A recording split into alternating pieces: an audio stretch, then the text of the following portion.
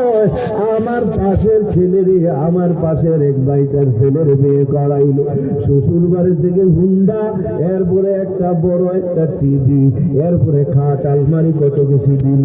আমি আমার ছেলের বিয়ে করাইলাম, আমার বিয়েটা একটা ফকির নেই, তার হাতে কিচ্ছু ওঠে না, ঈদের সময় আসলে কিচ্ছু দেয় না। বেটা মেয়ের বাবা ফকির নেই না, এক নম্বর ফকির নিয়ে তুই কথা ঠিক কিনা গা?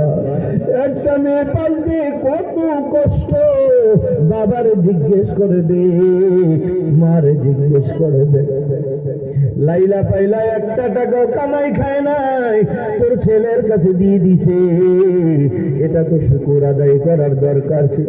আমার এক আত্মীয় রে ভাই, এ ভাই পুলিশে চাকরি করে তাবলিগে সময় লাগার কারণ একটা মেয়ের বাবা, মেয়েটা কালো, মেয়েটারে ভর্তি করাইলো মহিলা মাদ্রাসা, সন্টে একটা মহিলা মাদ্রাসা আছে না, ভর্তি করা। এরপরে বাবা বাকি মেয়েগুলোকে, আমার বয়ান শেষ বাবা, আর বেশি দেরি হবে, বাকি মেয়েগুলোকে ডাক্তার বানাইলো, ইঞ্জিনিয়ার বানাইলো।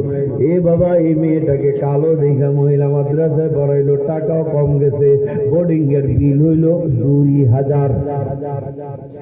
আর যে মেয়েটার ডাক্তারি পড়াইছে ভর্তির ফিস 20 লাখ।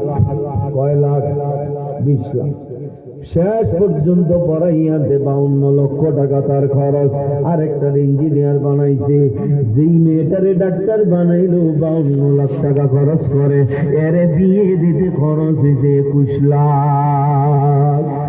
যে মেয়েটার মহিলা মাদ্রাসায় পড়াইলো, গায়ের রং ওইগুলার মতো তেমন সুন্দর না, এই মেয়েটার বিবাহ দিল ঢাকার একটা সম্ভ্রান্ত পরিবার ব্যবসায়ী।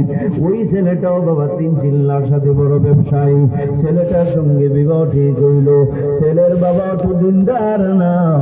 আইসা মেয়ের বাবাকে, আমার আত্মীয়কে বললাম দাদা আমাদের 500 খাওয়াইতে হবে।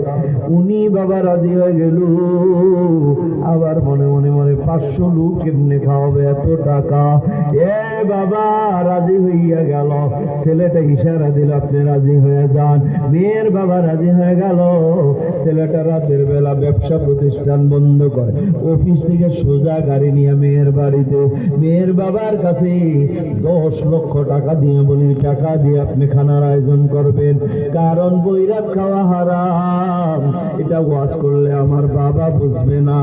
আমার বাড়িতে যে অলিমাটা করতাম, সেই অলিমাটা আপনার বাড়িতে করে ফেললাম, এই টাকা দিয়ে আপনি খানার ব্যবস্থা করবেন। আগে বিবাহ হবে, এরপরে খানার ব্যবস্থা হবে, এই খানাটা অলিমার খানা হবে আপনার।